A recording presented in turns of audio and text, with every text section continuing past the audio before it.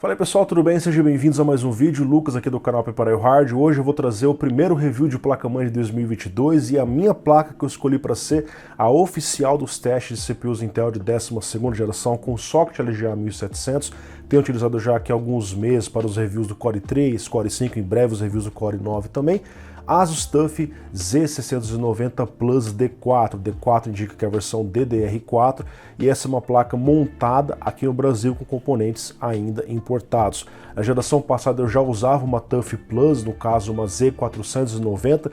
Esse foi um dos motivos pelo qual eu quis continuar na linha, porque eu já conheço a placa, conheço a BIOS, sei da performance, da estabilidade dessa placa. TUF realmente é uma placa muito boa, que em muitos casos nós vemos ela utilizando componentes de placas bem mais caras do que ela, com preço de placas intermediárias, é a quantidade de recursos suficiente, até mais do que suficiente, para a necessidade da maioria das pessoas. Então no vídeo de hoje eu vou apresentar os principais diferenciais, teremos testes de CPU, VRM, overclock, memória, várias coisas.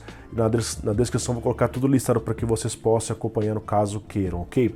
Então, como a gente pode ver aqui, pessoal, é uma placa tradicional no formato ATX, com vários recursos, a placa tem várias conexões para fãs, mas de fato, quando você olha numa loja ou na caixa do produto, o que mais chama atenção é o fato de você ter o suporte a PCI Express 5.0. Essa aqui é a primeira geração de placas para consumidor que traz essa atualização. Até então, boa parte das placas do mercado são 3.0 ou 4.0, as mais recentes. Nós não temos ainda uma placa de vídeo compatível com 5.0 para esse nosso mercado, muito menos um SSD. Esses produtos irão vir em algum momento no futuro, então essa é uma placa que já fica preparada para o futuro. Daqui a 1 ano, 2, 3 anos, lançou uma placa de vídeo 5.0, eu já tenho uma placa que pode extrair todo esse potencial. Embora a gente não saiba ainda se o PCI 4.0 versus 5.0 realmente vai trazer alguma diferença na placa de vídeo. A gente espera fazer testes sobre isso no futuro, ok? A placa tem outros slots aqui, são 2x1, 1x4 e 1x16 na parte de baixo, que só funciona em x4, ele é limitado por conta do chipset. Os 4 slots aqui são controlados pelo chipset, só o primeiro, que é o 5.0, que é controlado pelo processador. A Intel ainda não atualizou o seu chipset, ele continua funcionando só em 3.0, que é uma coisa meio estranha, afinal a AMD já oferece PCI 4.0 para propósitos gerais desde X570, que foi lançado, sei lá, em 2019, né? Então a Intel está atrasada nesse quesito, provavelmente um Z790 já traga o PCI 4.0 para o chipset finalmente. De qualquer forma, 3.0 ainda é uma conexão bastante capaz e o principal slot onde você vai usar a sua placa de vídeo é 5.0, que também pode funcionar em 4 ou 3.0 sem nenhum problema. Em relação aos slots M2, essa placa de fato é bem generosa. Nós temos aqui 4 slots M2 para ninguém colocar defeitos, você pode pôr vários SSDs, porém todos no formato M2 2280, tem um ali, um 2210, PCI Express 4.0. Não chegou aqui a conexão PCI 5.0 e, na minha opinião, isso pode fazer falta no futuro, porque em SSD sim a gente percebe uma diferença clara quando a gente muda de PCI 3.0 para 4.0. Você sai ali dos 3.500 no máximo que o slot pode oferecer até uns 7.000 MB por segundo, já tem vários SSDs que chegam assim. E o 5.0 deve oferecer SSDs ali na casa dos 10, 12, 13 mil megabytes por segundo. E nesse caso a gente vai ficar limitado até uns 7 e pouquinho, que é o que 4.0 pode nos oferecer, ok? De qualquer forma, então, nós temos 4 slots, só não o de nova geração 5.0. Com exceção desse aqui do meio, os outros são cobertos por um dissipador com thermal pad, então o primeiro slot, e os dois lá de baixo, que é um dissipador único para 2 slots ao mesmo tempo. E um diferencial que eu acho muito legal das placas Asus, ao invés de você ter que parafusar o SSD, veio uma travinha de plástico. Isso é uma coisa que ajuda muito, você não ter que ficar perdendo tempo, arriscando ali cair o parafuso, perder ele. Você só gira a trava e tudo funciona sem grandes problemas, ok? Essa placa tem um pouco de RGB, mas honestamente isso é uma coisa que não faz tanta diferença, né? E por ser uma placa TUF, normalmente é bem discreto, e de fato isso também é, que aparecem uns LEDs aqui na parte de baixo da placa, enfim. A placa tem alguns LEDs indicativos na parte de cima do status do post, então ela vai acender quando está testando CPU, memória, a placa de vídeo, enfim. Isso é apenas o mais simples. E ela tem conexões uma de 12 volts e 3 de 5 volts para você sincronizar com outros componentes. A gente está vendo que o de 5 volts provavelmente vai se tornar um padrão em relação de 12 volts que tem caído e eles usam nas placas para dar lugar aos de 5 volts mais recentes, ok? No mais, como conexão externa para o seu gabinete, ela tem a conexão USB 3.2 geração 2 tipo C frontal. Em gabinetes mais modernos isso já está sendo encontrado, ok? Na parte de trás nós temos a rede de 2.5 gigabits mais recente, já tinha na Z590 TUF, mas não na Z490 TUF, 8 USBs, nós temos 4 3.2 geração 1, aquelas antigas 3.0 5 gigabits, nós temos duas 3.2 geração 2 de 10 gigabits, nós temos outras duas tipo C, uma das tipo C, ela é a 3.2 geração 2x2, cara, odeio esses nomes, mas o que importa é que nós temos uma porta de 20 gigabits, que é uma conexão moderna, ou seja, você já está preparado para futuros dispositivos que utilizem esse tipo de conexão mais rápida, ok? Você percebe que não tem a conexão Wi-Fi aqui, existe uma placa TUF dessa com Wi-Fi, caso você queira, essa aqui é a versão sem Wi-Fi. HDMI DisplayPort, áudio de 7.1 canais. Vamos agora para os testes do VRM, e antes de falar um pouco sobre ele, vocês estão vendo os robustos dissipadores que vêm nessas placas. Isso vem desde as placas Z490, são dissipadores bem grandes. Esse lateral que ele se alonga para a parte de trás, ele forma tipo a carenagem da placa, porém uma carenagem de alumínio, ou seja, a quantidade de dissipador é maior do que o convencional, maior do que esse dissipador menor que está aqui na parte de cima da placa, né? Ele tem aberturas que facilitam a entrada de ar, a passagem desse calor, para eventualmente você tirar esse calor que pode gerar ali no bolsão de ar. Eles cobrem DRMOS, MOSFETs e indutores com um thermal pad.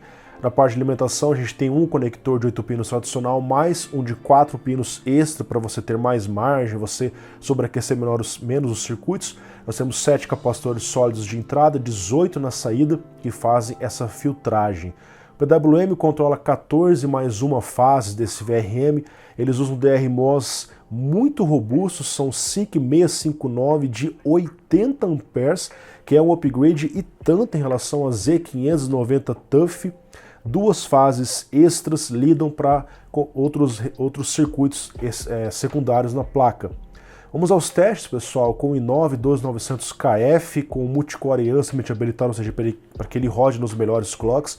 O CPU dissipou por volta dos 200 watts, 156 amperes de corrente, o clock ele ficou perfeitamente estável em 4.900 MHz nos P-cores e 3.700 nos E-cores. O HWIFO não conseguiu ler o sensor de temperatura da placa-mãe, se é que esse sensor existe. Então, melhor que a gente tenha a temperatura por cima do dissipador com a câmera térmica, que não reflete exatamente a temperatura do componente, mas nos dá uma ideia, uma temperatura muito amena devido à grandíssima capacidade de corrente que esse VRM tem a nos oferecer. Para tentar forçar um pouco, então eu falei, cara, vamos pegar o i9, tudo bem que ele tem 4.9 GHz, vamos colocar ele a 5.2 nos P-cores e 4 GHz nos E-cores, simulando justamente quem? O 12900KS. Coloquei lá na BIOS 1.35 volts e o Load Line Calibration no level 6. A gente conseguiu aqui então perfeita estabilidade, o CPU dissipou 240 watts, ficou bem mais quente, é claro, a corrente 179 amperes, mas na câmera térmica apenas 10 graus acima, ou seja, é um VRM extremamente overkill, mesmo que tivesse um Core i10, i11, i12, ele teria condições ainda de oferecer muito mais corrente sem causar nenhum tipo de aquecimento. Então é um VRM que você pode fazer overclock à vontade, o limite não vai ser ele, e sim a temperatura do próprio CPU que começa a se aproximar dos 100 graus com facilidade. Nos testes de memória, pessoal, a gente sabe que o CPUs Intel 12ª geração oferece suporte tanto a DDR4 quanto DDR5, mas a placa-mãe é quem vai escolher o que você vai ter, ou DDR4 ou DDR5. No caso aqui é DDR4, e essa é uma escolha inteligente por conta dos preços das placas, no preço das memórias, né? Tudo isso acaba ficando caro demais. No nosso caso aqui, o CPUs oferece 3.200 MHz como frequência oficial. Você pode usar abaixo disso? Pode, mas normalmente use acima ou nesse padrão que é o padrão suportado. Eu testei 3 kits de memória, o XPG D45 2x8 3.200 MHz L16 funcionou perfeitamente, o Team Group Extreme 2x8 GB 3600 L14, uma RAM mais apertada, funcionou perfeitamente, só XMP.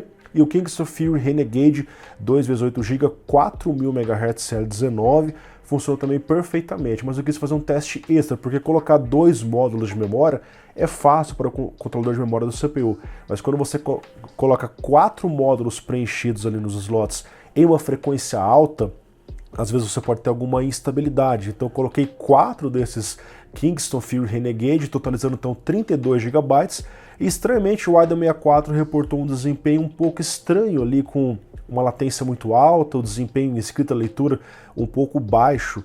Eu fiz uma atualização de BIOS em relação ao que eu estava e melhorou bastante essa performance, tanto a latência quanto a largura de banda, mas ainda ficou levemente abaixo do que ficou apenas usando 2 módulos, ou seja, nós temos aqui algum tipo de bug, algum tipo de instabilidade que deve melhorar com futuros upgrades de BIOS que deve sair aí no mercado, mas essa que eu atualizei já melhorou bastante em relação a BIOS de janeiro que eu estava até então utilizando. Plataforma nova, a gente sabe que esse tipo de coisa infelizmente pode acontecer. Sobre a BIOS, pessoal, a BIOS já é bastante conhecida por mim, é uma BIOS muito boa, tem a tela inicial com o resumo dos recursos. Na parte de configurações avançadas nós temos muitas coisas a serem mexidas, como por exemplo a parte de clocks, timings, tensões, load line calibration. São tantas coisas que eu sequer altero para fazer esse overclock simples que eu fiz aqui. Nós temos a parte superior que tem alguns atalhos, por exemplo, para você mexer na configuração de aura, ou você pode habilitar o Resizable Bar, mexer ali nas opções de fãs, entre várias e várias coisas. Uma BIOS realmente muito boa que eu gosto de utilizar particularmente, é a minha BIOS preferida. Vamos aqui para a parte da conclusão. Essa é uma placa-mãe realmente bem interessante, oferece ótimos recursos, supriu perfeitamente as minhas necessidades, tanto para CPUs mais simples como o Core i3, quanto para um i9, overclock. A placa é pau para toda obra, realmente funciona muito bem e acompanha o legado das suas placas anteriores, uma Z490 e Z590 Plus que eu utilizei por aqui.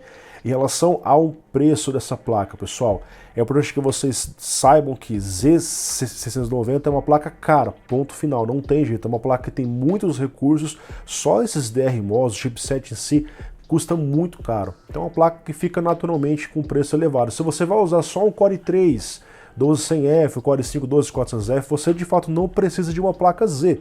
Uma placa H610, B660 são suficientes para atender a demanda de CPUs desse jeito. Esse aqui é uma placa para você que quer fazer overclock, você quer usar o melhor da plataforma com vários slots M2, com vários slots PCI Express, então você tem esse tipo de recurso, esse tipo de opção em placas assim, você paga mais para ter mais recursos, ok? Em relação a DDR4 versus DDR5, você tem placas Z que tem suporte a DDR5, tanto placas mais caras quanto placas mais baratas. Por exemplo, a linha Prime é com DDR5. Eu optei pela TUF porque DDR5 hoje não faz sentido. Você chega a encontrar módulos que custam 2 vezes, até quase 3 vezes o preço de um DDR4 equivalente. E o DDR5 não oferece 100% a mais de performance, 200%, pelo contrário, tem testes que você sequer encontra alguma diferença entre um kit 3200 e um kit DDR5 4800, 5000, uma frequência muitíssimo alta, mas um custo muito maior proporcionalmente falando. Então eu preferi pegar esse tipo de placa, mantendo o DDR4, que para mim faz mais sentido. E por fim, o último motivo pelo qual eu optei por uma TUF é que, se você olhar no contexto geral, todas as placas Z690, essa é uma das placas mais baratas entre todas. Você acha hoje entre R$ 1.600 a R$ 1.700. Na minha opinião, pessoal, essa aqui é uma das melhores placas Z que você pode comprar dessa geração. A placa funciona muito bem, tem ótimos recursos. Versão DDR4, para mim, foi uma coisa muito boa. Esperado que a 13ª geração também traga o suporte a DDR4 e DDR5. Sendo assim, você vai poder atualizar de CPU caso você queira para a 13ª geração, que é esperada que venha em 2022. Pessoal, muito obrigado pela sua audiência, obrigado por estar aqui sempre acompanhando, deixe seu like, seu comentário é muito importante, compartilhe esse vídeo caso você queira. Aqui na descrição eu coloco todos os nossos patrocinadores, caso você for comprar na Terabyte Shop, na Amazon ou no AliExpress, clique nos links que estão aparecendo aqui embaixo. Você está me ajudando muito, Terabyte Shop, loja parceiraça do canal, que nos enviou o Core i9 12900KF, está ajudando muito aqui nos testes, tá bom? Se você for comprar alguma coisa na Amazon, qualquer coisa, eletrônico, consoles, jogos, coisas da sua casa, comprando aqui no link ou também no AliExpress, está ajudando demais, vocês não fazem ideia. Muito obrigado, um grande abraço para vocês, valeu, falou, tchau, tchau.